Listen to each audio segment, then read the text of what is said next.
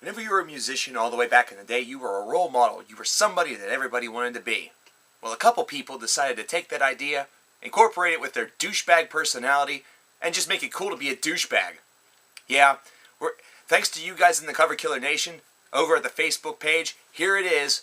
Here's 10 of the top rock and roll / heavy metal douchebags.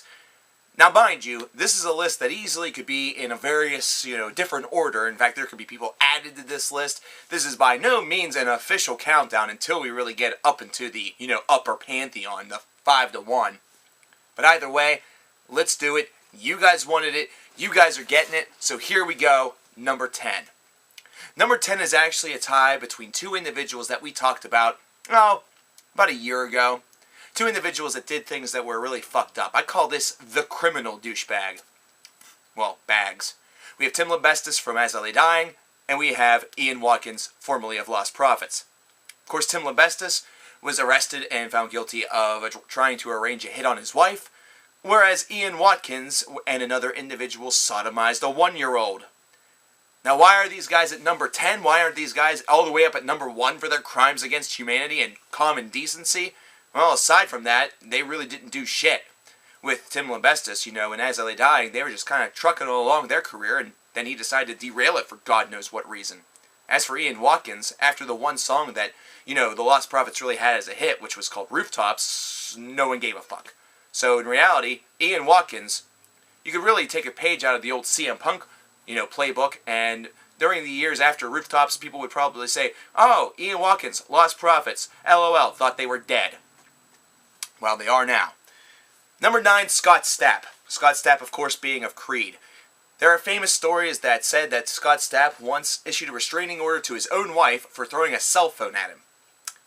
And I believe them. I believe them. I really do, because Scott Stapp sounds like a whiny little unadulterated bitch.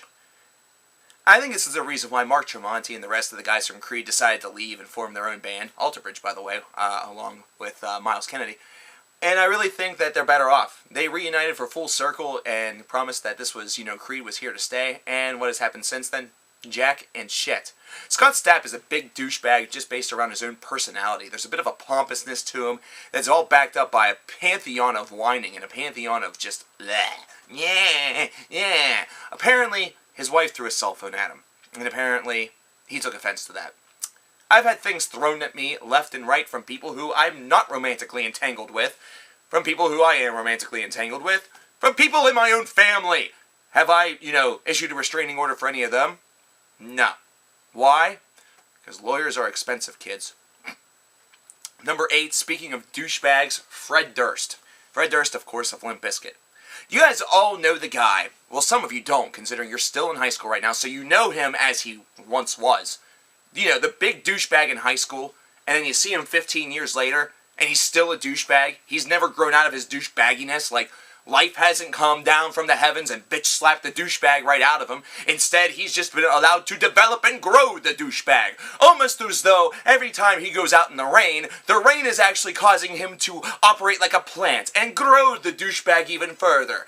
Now, instead of just shoving you into a locker, now he's the guy who's working at the used car dealership that you want to buy a car from, and he's denying you the car and giving you a whole bunch of bullshit because you won't accept his apology for him being a douchebag. Either that or because he just doesn't like you. Either that or whatever. Fred Durst is just a gentleman that feels as though he has never matured past the age of 14. He never has. It really seems that way. His musical abominations definitely are one part and one aspect of that. His lyricism is another aspect of that. And whenever he was booed, there was a rumor that he went back and thought about killing himself, but instead wrote a song, which also sucked. Whether or not that's true or not, whatever, who really gives a crap? All we know is that Limp Bizkit would be a lot better off if Fred Durst were not their lead singer. But then again, all the Limp Bizkit fans would no longer care about Limp Bizkit if Fred Durst was not their lead singer. So it's a catch-22. Either way, someone's fucked. And guess who it is? Us.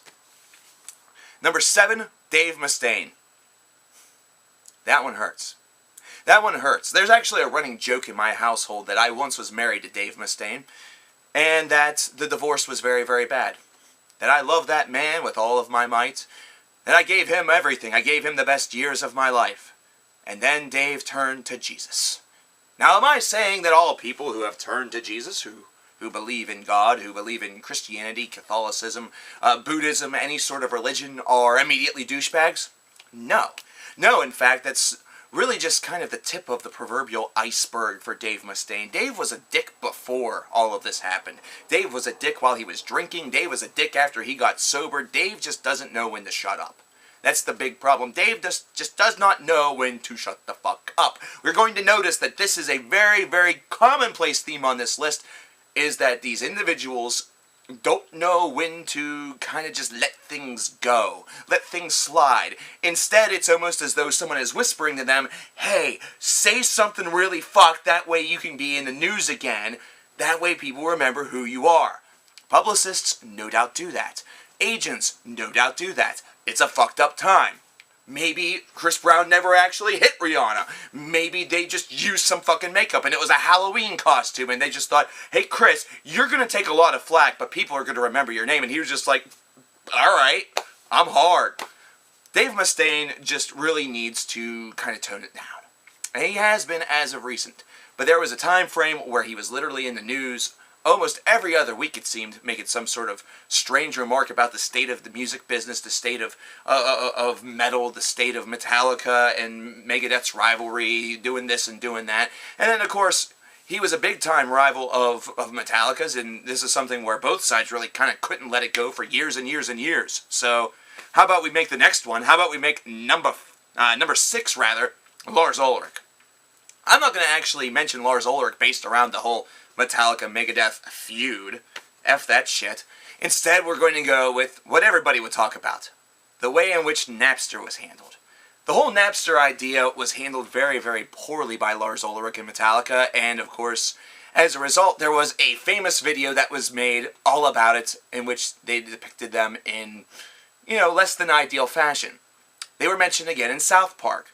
This is something that just about everybody who knows about, downloading music or, Metallica or really even heavy metal or hard rock music in general kind of knows about. Lars just didn't really handle that in the best of ways. And throughout the course of the time that kind of went afterwards, didn't handle that in the best of ways. In fact, Lars as a whole just didn't handle a lot of shit in the best of ways. Now, in recent times, Lars has been really out of the news. In fact, Lars, if anything, has been kind of just hanging out, doing whatever he wants. And, with Metallica coming back into the studio, there might be some criticism about his drumming, especially after Saint Anger. However, all of those critiques went away with Death Magnetic. So, maybe this is somebody that, in 2001, may have been number 1 on this list. But it's kind of gone down. This is what happens whenever douchebags reform. They go down the list. Because past transgressions, they don't get wiped from your record, just like if you, get points on your license. They stay there for a while. It's like a statute of limitations bullshit. I don't know. Number 5, Jeff Tate. I'll tell you this. I will confess this to each and every one of you. Jeff Tate would not have been on this list in 2011. Jeff Tate would maybe be on the cusp of this list in 2012. 2013 changed everything. This is a man, this is an individual, who single-handedly propelled himself onto this list by the way in which he handled the Queensryche split. By the way in which he handled Queensryche becoming 2 entities, 2 bands, starting his own, rushing his album out, and actually asking people to submit their angry and terrible reviews of it. Wow. What the fuck does that prove? The way in which this whole situation was handled was stemmed around the fact that his wife and his daughter, I believe, were fired as individuals that were working along with Queensryche. Jeff, on the other hand, was handling a lot of the musical output throughout the course of the last couple of albums. And it makes you wonder why those albums sounded like shit. Some people didn't believe that it was him that was actually organizing a lot of these albums. And then you heard Frequency Unknown. And then you realized, yeah, it was him. And the other members, they couldn't save it. And to this day, there are still some bickering going on. Even though the Queensryche conflict has been resolved, even though right now everybody seemingly has gotten what they wanted, there's still some me. As of right now, Jeff Tate's version of Queensryche has to change their name. And they're the ones that can perform Operation Mindcrime. Which is okay, but the band that is called Queensryche, the Todd La Torre version, people who go to see them are going to wish that they could see Mindcrime. So now they have to see two bands. What a douche. Number 4, speaking of somebody who should douche, Davey Vanity. This goes along with number 10. This guy's basically a criminal douche, while being another douche. He's a mega douche. We've talked about Davey Vanity multiple times. And multiple times I have tried my best to just kind of be alright. And not flip out. That ain't happening this time. Now I realize many of you fans of Blood on the Dance Floor are dumbass little kids that will stand by your man. Why? The man has, if you're 13, fucked your contemporaries. The man will try to make you feel special, and then will fuck your contemporaries after he fucks you. The man will basically straight up tell you that if you go to the police, that the rest of the army will kill you. Or they will hurt you. Or they will insult you. Or they will bully you. It's a family, we stick together. Listen, there's a reason why ICP isn't on this list. There really is. They have the same family environment, but it's the fans that sometimes take this too far. In this case, Davey Vanity is the one who is perpetuating all of this shit. Davey Vanity is the one who's actually causing all of this melee. And somehow, someway, by the graces of the strange freaking cat metal gods, nobody has walked up to Davey Vanity and fucking killed him. No one's walked up to Davey Vanity and said, "Excuse me, sir, you cat-looking motherfucker. Please come with me, you girly little bitch. You're going to jail." No one has even... It's like they look at him and they laugh hysterically like, him? He's getting pussy? 13-year-old pussy. 13-year-old pussy? He couldn't get pussy if you gave him a cat lady. But he is. There are testimonials. Yeah, I understand you can't believe everything that you read on the internet. But whenever enough people are saying the same damn thing, when enough people are saying the same damn things about the same damn person, in some disturbing detail, providing some pretty disturbingly true fact to corroborate, that just makes what you do as being a fan and a continued fan downright moronic, unless you're just in it for the music. If you're just in it for the music, good for you, continue. Music is great. Not his music, in my opinion, but music in general is great. If you're just in it for the music, go to town. But Davey Vanity, he's more than just a douchebag. He's a piece of shit. He's a criminal. He really should be executed. All there is to it. Speaking of people that should be executed, number 2, Gene Simmons. Gene Simmons. Gene Simmons was doing just fine. But then Gene Simmons decided one day that he was in the 1%, and he loved being rich, and the rest of the people that weren't rich should fucking worship him. The rest of the people that are rich, or that aren't rich, should respect him. That he should be respected, that he should be loved, just because he's rich. Gene, you were doing so well. You fucked like 10 trillion women. Good for you. You're rich. Good for you. Kiss is one of the biggest bands on earth still. Good for you.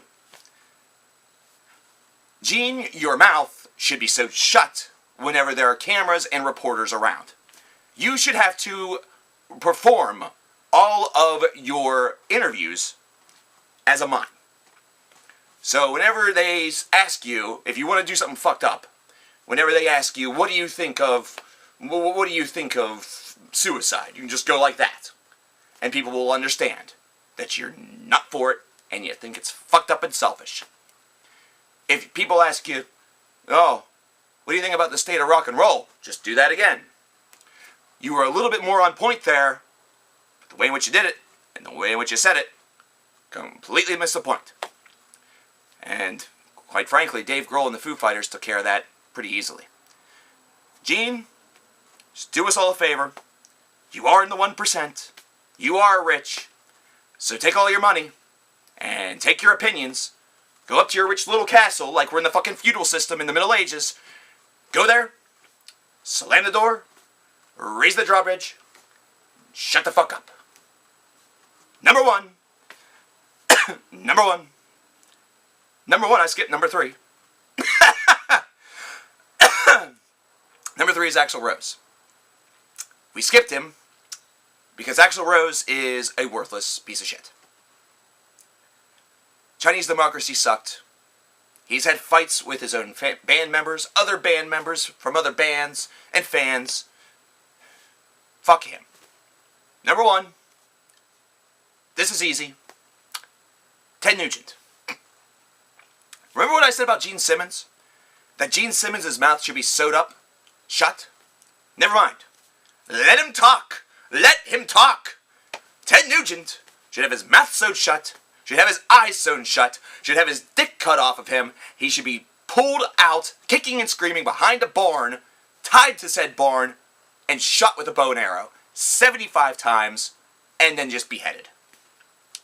Single-handedly one of the most offensive and moronic individuals, single-handedly one of the most backward individuals on this planet. And the sad part is that I'm a Ted Nugent music fan. I enjoy his music. I can't deny his music. But here's an example of Ted Nugent's stupidity. He brought out an assault rifle on stage and said that Barack Obama should kiss his gun. This was only weeks after he criticized Rage Against the Machine for being very harshly critical of the Bush administration. Now, I understand Democrats and Republicans, but criticism and death threat are two very fucking different things. Not to mention, considering Barack Obama's skin tone, it's a bit racist too. So how about this, Ted? How about we do this? Everybody else on this list can continue to be douchebags. But considering your last name is Nugent, and you act like you're a motherfucking goddamn Daniel Boone, you get to kiss the nuclear reactor that's outside my fucking building, and then you get to explode. Just because your last name's Nugent. Just because you're not the people that I like.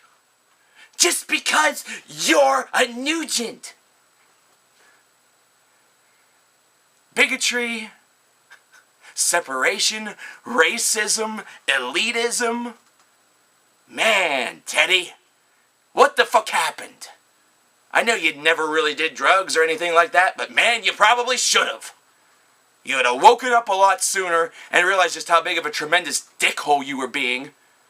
Either that, or you would have died in the 80s, and we would have avoided this whole entire mess. Well, there you go. 10 douchebags of rock and metal, presented in a disheveled order because I'm a douchebag too. If you like this, comment below, like it, subscribe, do all sorts of fun shit. There we go.